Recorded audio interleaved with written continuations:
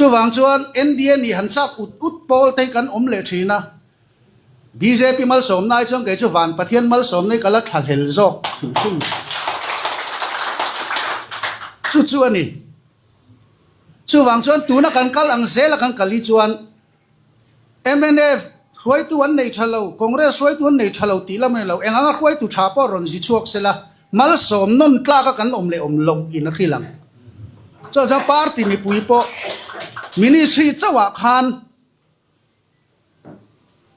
ikok big lovila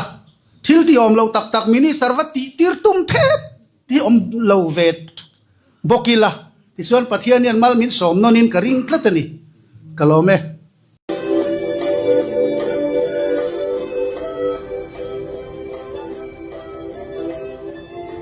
LG water purifier ti khan stainless steel ten kan manawangin re tak tui da pu in pat e ko omve thilava airtight ani wangin atui e thyang him bik mineral booster samana wangin magnesium le calcium o omtela atui bik le 8 liter storage ani wangin kren omlawa po tui man tu an khol nem ani machine cleaning technology an man tela wangin kuta manual ati fayangai belava an manin identify thei ani heng kan pung ruate hi EMI mangin ol sam takin apung om navin ila theni chutyang dutan number kan on tarla na ti hian zofia the rin kan ni ACPCD kan han remna kan han siam puya ACPCD te hi kan soi kwal dua du na chu puse di na helai kan advisor din hinia founder president e martong po thiam nya lo ke mang tho ania mar fora man kan in mang nem vie vani ani hi borai pa dai ani khothang zon wambul je hi zongte ania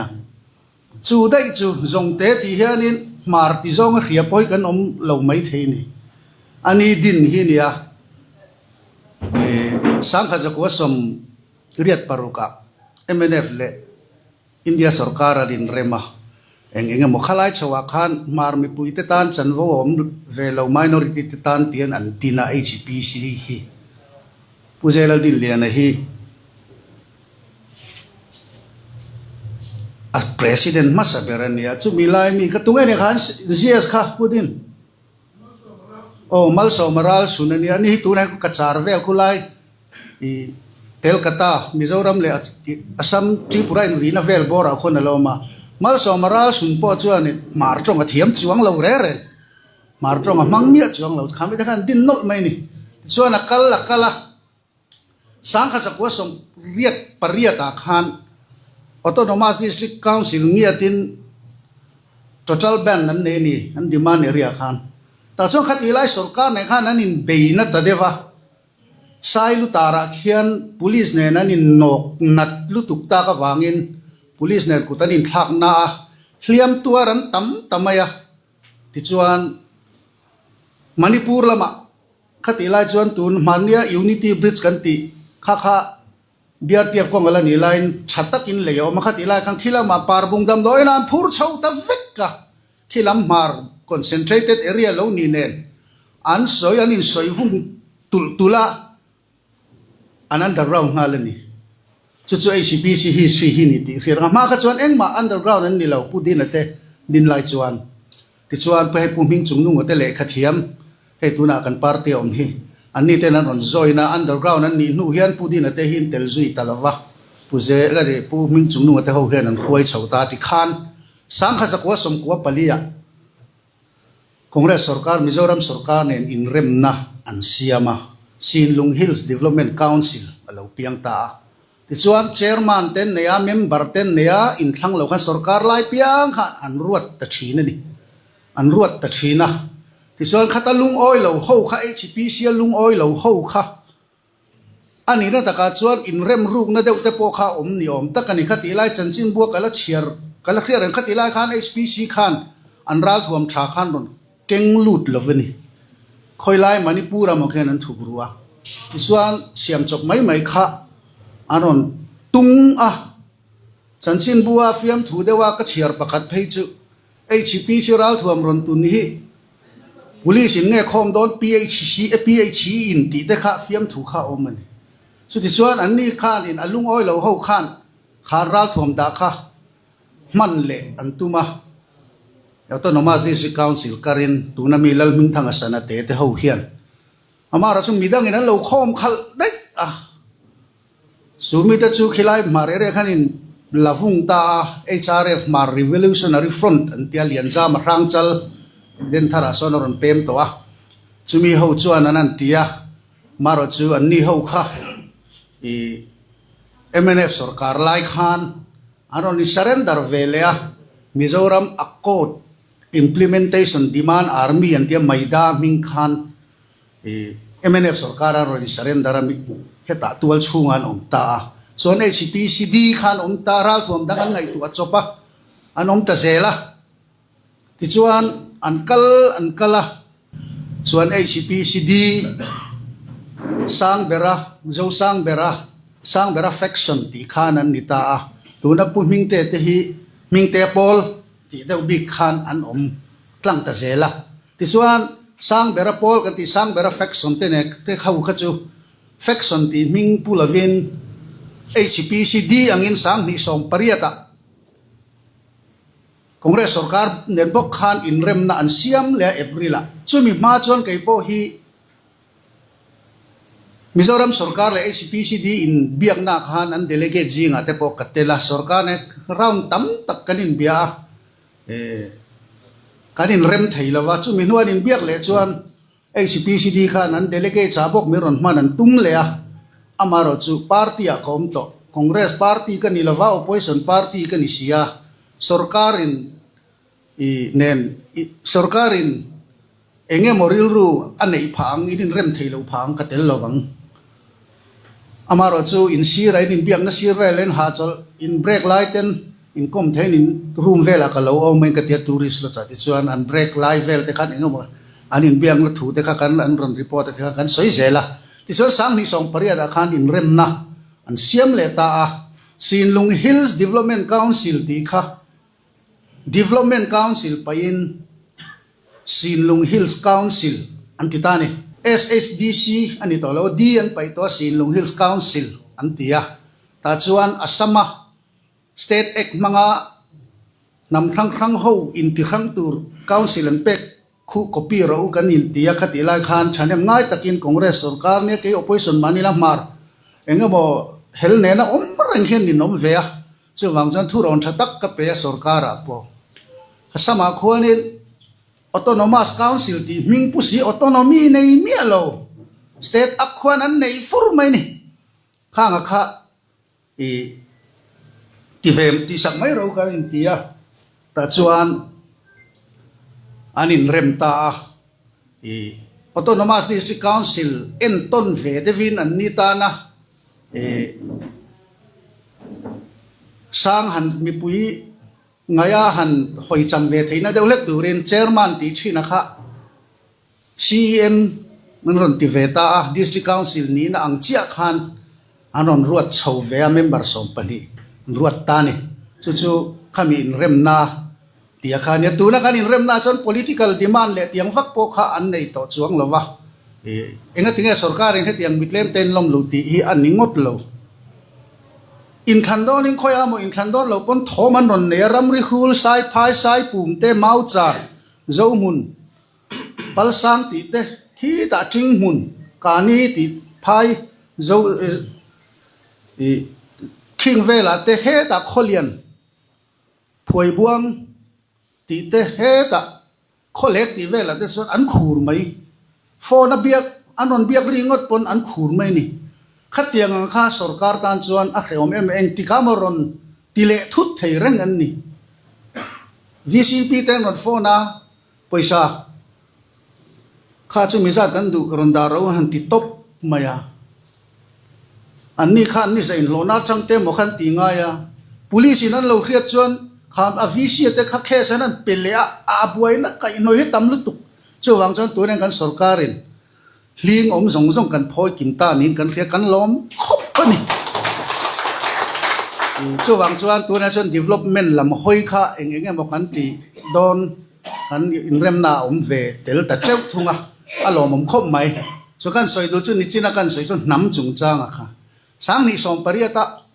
an ral thuam tun program se song a khanin program lian pui mai ma man ni khan solo le ti jong khan ti talo zai pol khan zaya se song bial zai pol kha ama sa kha chon hot deu takin in thandon kum kha lo ni bok nen zai thiam thang thang an zai tiran hot ta samen ni le in roi ten theni chu ta chuanin mar student association HSA khan a program boy pui tu ber scholarship SP ni ta tu na chon AIG wana om ta David hi OSD home hi ka khiat ve reng line stage a kan chu pu David mar zai thiam zai tir veila tia va thave tu nge ming ron sei ula tia rong bola ralte ni mar zai thiam an tik rong bola ralte ka mar zai thiam an itlat maya chu ba ka khanin mar lap phua tun lai thang thara chon mar lap phua nem berani ting bun khwa an nia sai pum khwa HCPC ho turu per churin sang ralte nitlat boka not son puya HCPC unit khoi tu zong zong khu ralte deu vek a om zia chu area a kan om ta khami area tanga seilen kha chuan khami feeling khan anon seilia na mar feeling anon pumai ni tuna hon delia mar welfare committee chairman chu vunga hual ngau nile mau men maktakane dam kan om da ne hi helai do kan piang an seilen chon ke ni ngai po mar kan ni ti kanin khere re lo nam thil kan tui pui nen mar kan lo ni renga ti kha kan kha ve chau ani mami district khu tamlu tuk mami kho pe khon zukalula kongkalu chu ming tar khu dar ngon ram chal a an ni phe khwa khatiang kha kan ni vek mai ni mizo hi chu MZP president kan ilaya Mizoram Bomb Student Association president chu pi than luang a khol khring ani tlat bomb area khan an lo oma khol khring ti khan an lo ji chhuaka bomb an ni mai tuna baptist pastor zinga lar ber tunla thala cha lar ber pol ve khroya chen kual an nia kan khoi tu MZP kan khoi lai khan lai student association khoi tu ani reng chu nam om dan ani ka tin e chu area zirhan hlom lup hian kan oma khata kha kan lo sei liana ni kum loka manipura indonalaya mar pasal tra frontline duty lai thi kha tlau ni le tlat bo chu tiang chu kan ni vet ani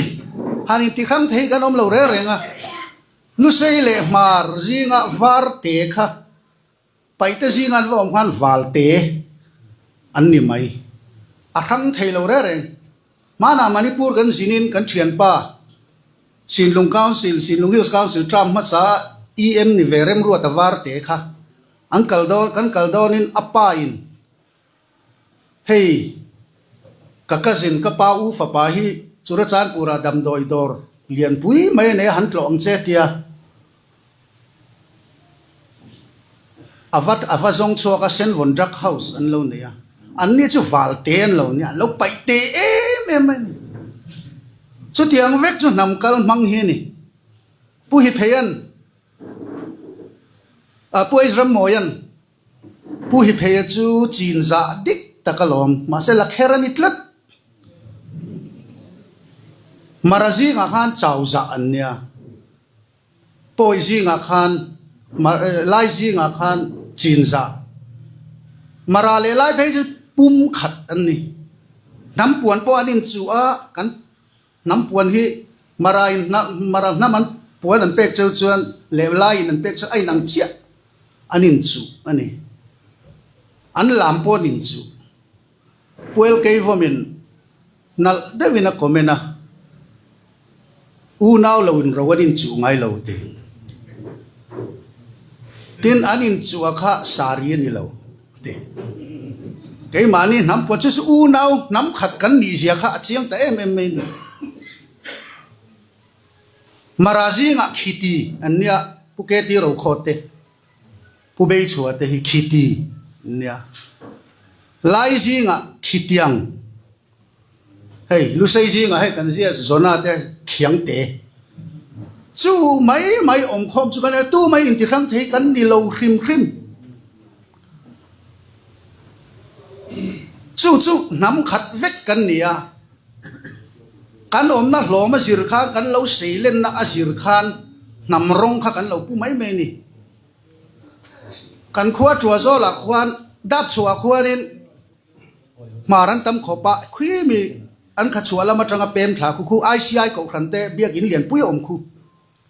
khu ta tang khwan chua zo la mar chung ko klema zong aron pem cho mar ho an tia an naman han zo chiang chu khiang te khan lo nia khu ta an kha chua area ziri bam area tang khana seilian ani wangan mar omin anuma mar chong an manga chua zo lan ron pem cho mar ho un lo ti veka an naman khi chian ka chang khiang te kha alo chu tiang kho pa mit nam khat phi kan ni hay pai te rawa hian a pai te zinga hian an ti le tai la pai te hlang khwa apiang chu khup tong ania an nam pui chia lu sei ne nei nom pol na khwa cha khup chong hey kan gs pu ke si lian mo ya te ho mo kha anita ni a pai te rawa po khan a pai te hlang khwa mi kha chu khup tong ania a pai te hlang lo deu lu sei te ne na trong dang in om pol na mi chu khup chong kha an ni tamaya chu tiang chu mi zo nam hi in pol chuat mai in kher chuat mai kan nia MZP president kan ni lai pang zir lai pol president kha CK sang te nia chong thu ani boka chu tiang chu kan ni helaya hian lu sei trong du lian trong kan an ti hemi hloma kar ai kan sei lian a solid lu tu ka midang hi kan khet talovani Z group zong song hi pai te a kan hlom hloka pai te kan ti top maya sai lo tha tu poi pai te lom ma na train an lo ti ren ani ma se suan tak an nia suan tak chu vai phein ni chu dai chu ni ma se vai pheile pai te ta kha chu pai te kan vat ti hlok ringota Manipur a chuan in vai phei sim te an ni khang noi mai ni mania Manipur kan han kalpo khan pu van ni tluang a lokala pai te in an chibaya sim te in an chibai boka pu van ni tluang a te nam hi ngai te nia ngai te chu ngai te tam ber chu sim te ni Manipur a chuan chu tiang kar om chip lu tu kar om chu a khe om me mai ni anin sik newa enga po silai keng an han oma sarkar a demand po an nei lem lo nam sipayan ni top maya inti buai top khan zuru en in sualin thangale liana ani to lawa paitele mizo an in sual le tlata than chua dana khan khatiang ve khan ni khan nam sipai omanga ya demand po nei mu mal lo ti khan anom top me ni thi Manipur boy hime ta ka soya khan chiang do ka se chu churchan pura khen veng hlom lian pui pu khen rang chon no ma reng kai lam an ti kha chon mar ni maya mar hlang ani le so ta tui buang lam bizang an ti kha chon ku kian ya new lam kalam kha chu pai te hlang ani le maya chumi ni lo bazar area khimi salem veng ti vel anin ompol khopa khan nam tin khan wai me thalai polan ne me che polan ne sporting club zirlai pol an nei chia chu anin ompol thlo boxya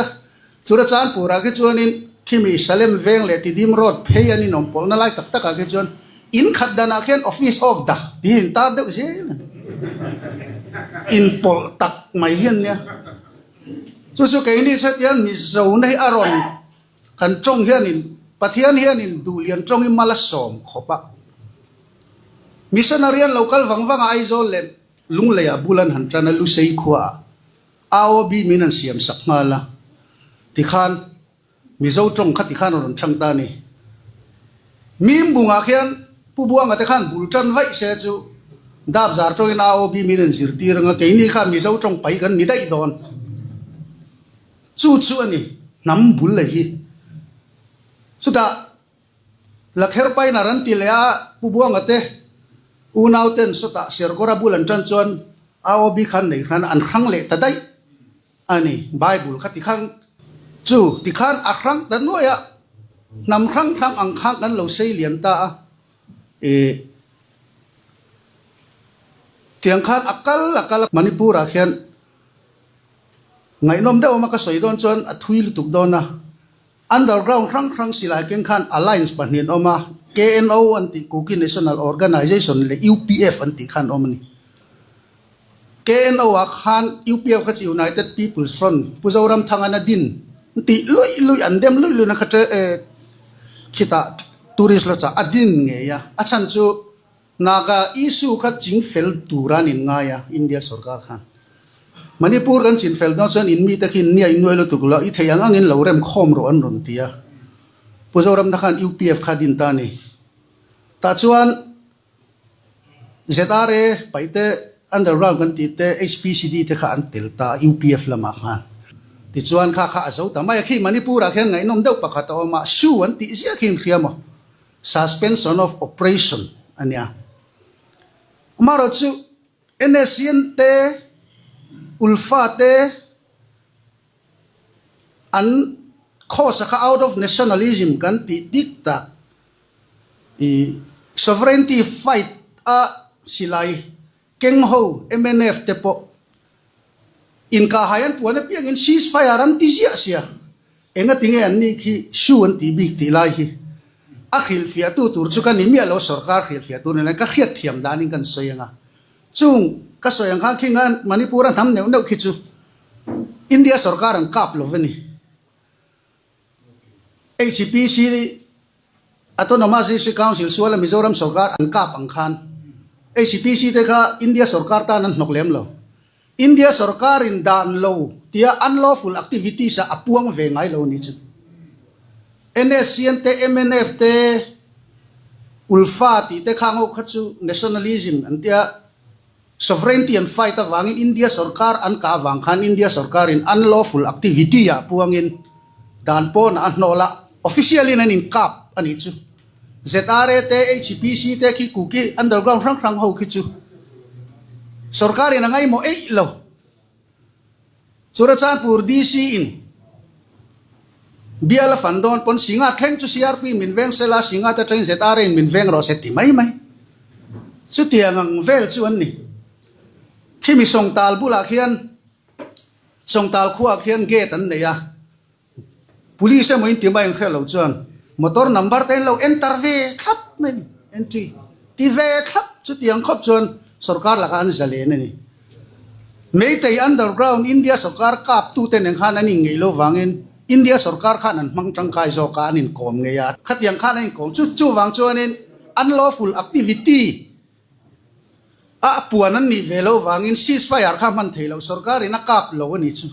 wang chan operation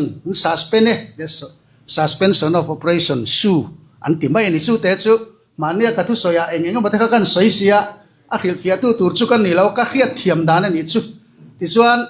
notice pum pui hi ti hian akal luya Manipur po khi ala phel tho mai thei te ni soi pha kan ni lo India sarkar makdeu chu insurgency should not pay antia helna in ra tha chu atur lo lo chu anei tun lo ti top men mara chu apei khop ke ni po MNF kha lo se chu kan la state lo mai thei sin MNF an ro lu ta silayan tunga state kan nitlatani chu ta chuan MNF ina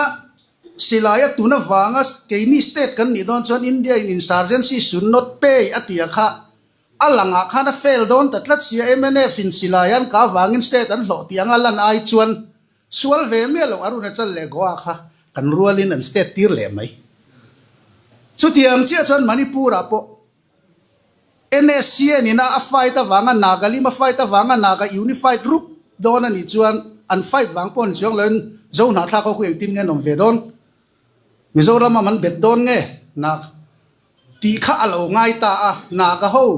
inan silain ka chuati thup nan chu ta chak chuan in mi te khin ni ai nuai lu tuk tin pu zoram tang kha thei angai lorem khom ro te UPF din na chana khan ya ke po achia ka khe chianga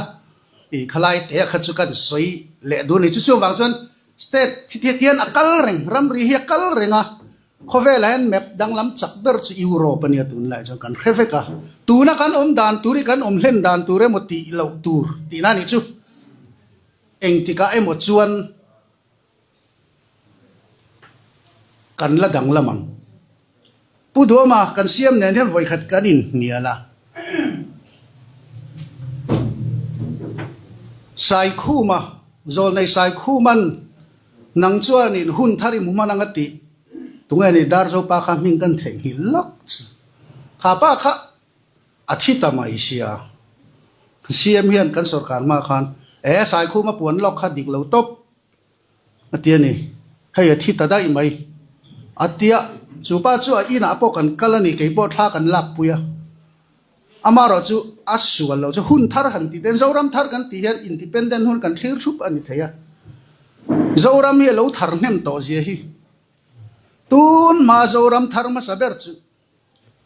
kai mani omin tlang tina lalan omati khan sapin miron opa kan lal zong zong te kha British noyan ta thup chu zoram thar chu ni photani a thar tlat lalin mani thu to ban nei kana kha to pa sa phon miron op zoram thar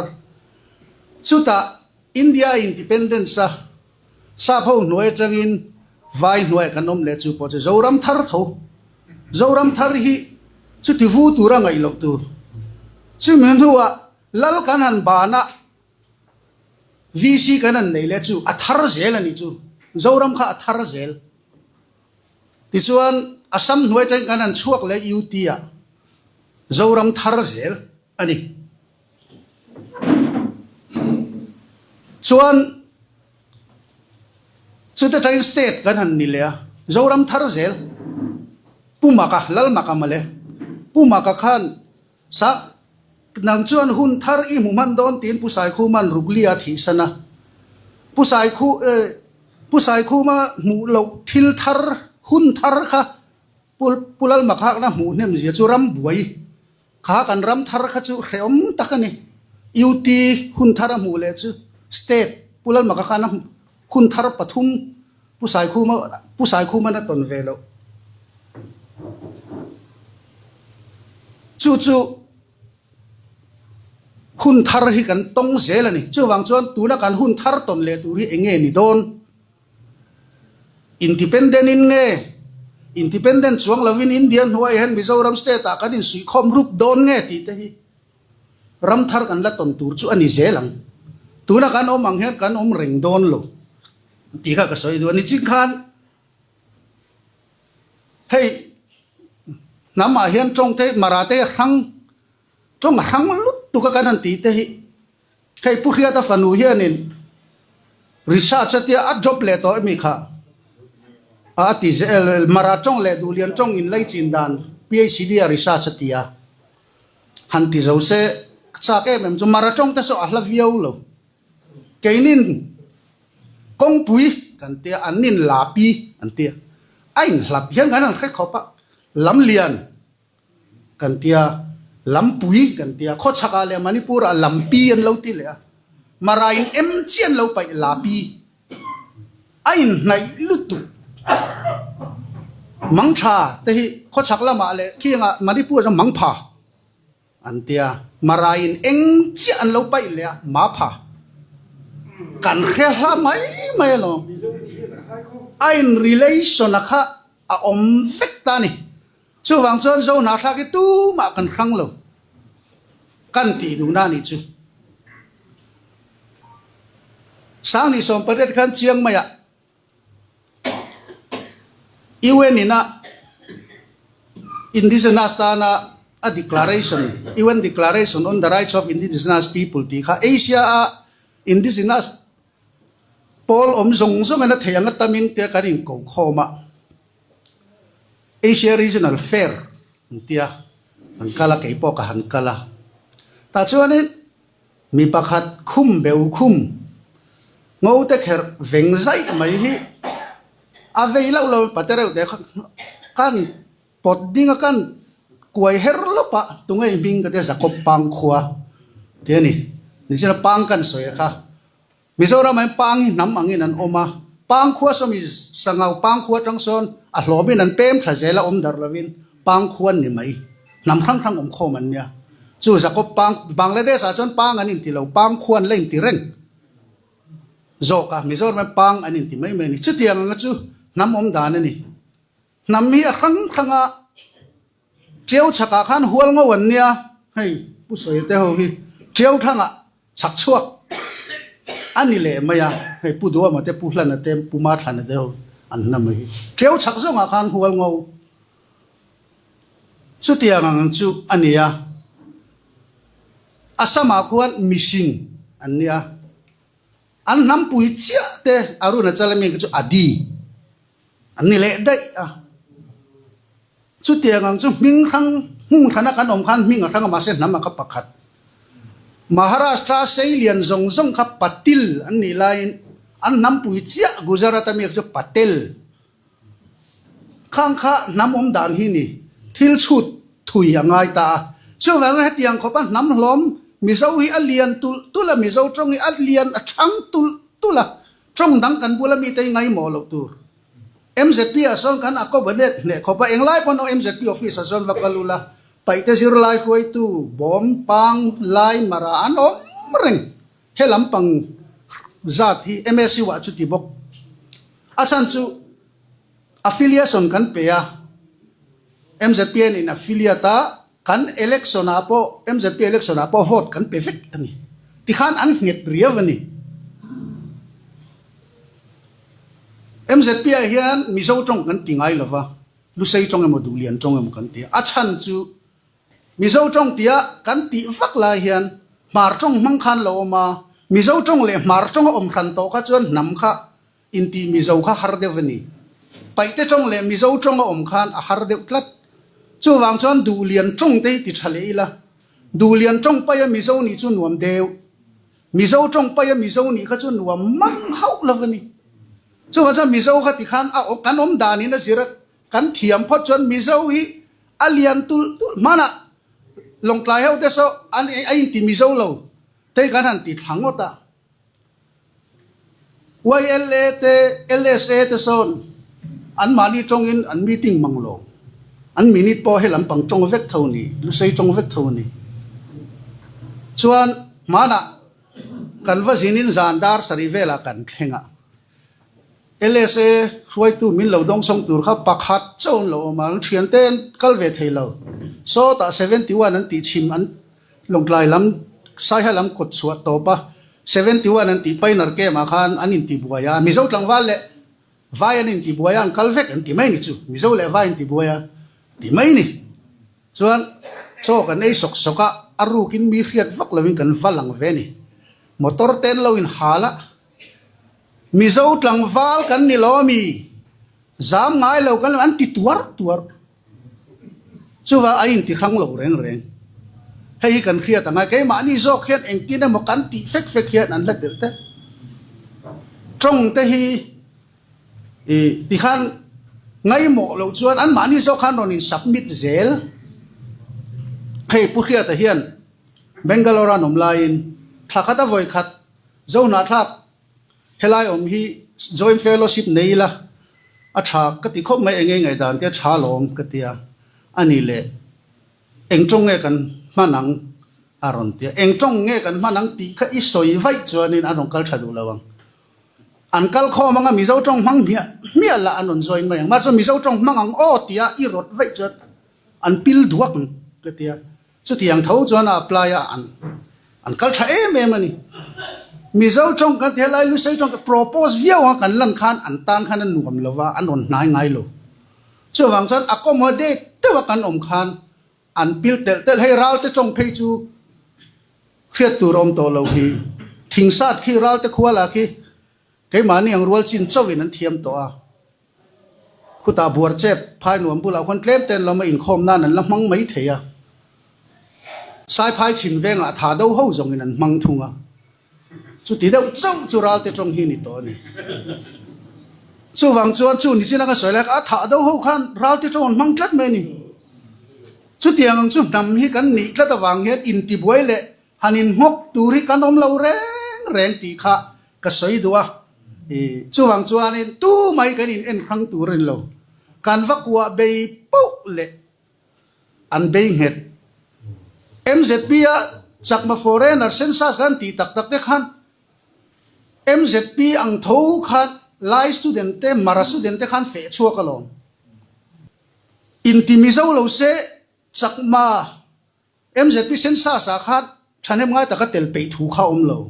kan en kol dan le kan treat dan asir zela mizo lo anni ti kha na ma hian tu ma in en khang tur kan on ni lo reng ti kha isa ka thil soi to tang po khana chiang in ka khria khruaya chen kual te kha lai student association khruai tuan ni ngar ni tlatani chutia ngam chuan nia keini punte helam ho hi mar kan nia kan tia longklai punte ho zong sa chu hai pungulian chu nu te punte nia tuna kan MDC thanklin AOC mi LR ding lian ama lian na nu po sa punte nia longklai punte chon poi kan nin titlat kan ti po kha ni kan rual thei lo ren chu ma ni om na mun sir sel khan namaka kan om pui te tamber namang khang kan si chuak mai ani ti the ka kan soi do hei ka soi ta cheu mai hei IMC kan result kan puang zo lim hlota IMC a hianin ne na chang to jong zo kan ne na chang tamber ti chu soi ngai lo na hi chi jan soi tai la sang ni som election ma sabera khan ZNP le congress an chang ho som chau an la adot le avoi ni na congress sarkar lain MNF in an on la dai to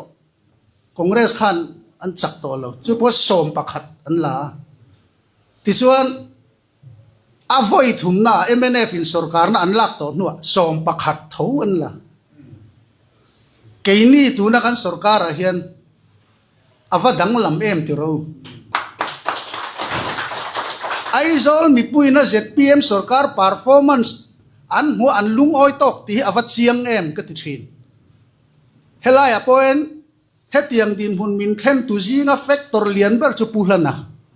kong pui that tak mai ba ka aizol kho pui kong puan siam to zong ala siam that per min per kha ta tang khan mi pui hi chu ta pirin pui max healthcare hi a tha em maya ko khanin miron support hal zung boka ko khan hi chuan beng var me man fingan chut thiama su ma hian kan ko khan member dam lo kan kanin dam noi no kan tloin sang thum bak te kan in kan phasi lawa sang ni zanga max kan zom sak khan noi ngai kan chan pui ni mai an ti thak me ni wi ta kan ko khan hianin an member re theite an han enroll sak zung te hi ko khan te an fakom khop mai chuwang chuanin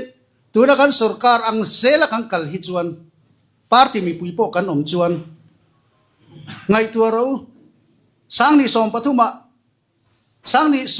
ni pariata congress anon chaka som thum pan hin la ni pui hem takani kan ning fu mo kan ti khan som pathuma pan ni an lalak bella thum li an la ni chumi a chuanin aizol mi puan lung oi hau lo ti chian na chu IMC a ko MNF in an lak sak dai to keini chu kan solid don mo te kan ti thuak kha ania chuwang chuan kan om tura kan tram chan ve hei kan mang to ani maya kan minister te singa tu ma corruption lama ming hliau an la om lova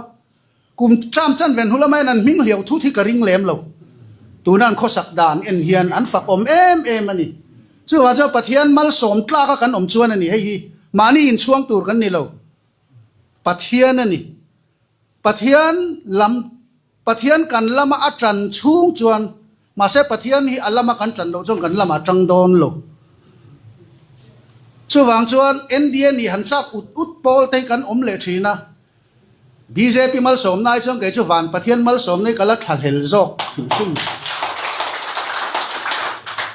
chu ani chu wang chuan tu na kan kal ang zel kan kali chuan MNF khoi tu an nei thalo congress khoi tu an nei thalo ti lam nei lo enga khoi tu tha po ron ji chuak sela mal som non tla ka kan om le om lo in khilang cho za party mi pui po ministry chawa khan ikok big lo vila thil ti om lo tak tak minister va ti tir tum phet ti om lo vet bokila ti chuan pathian yan mal min som non in karing tlatani kalome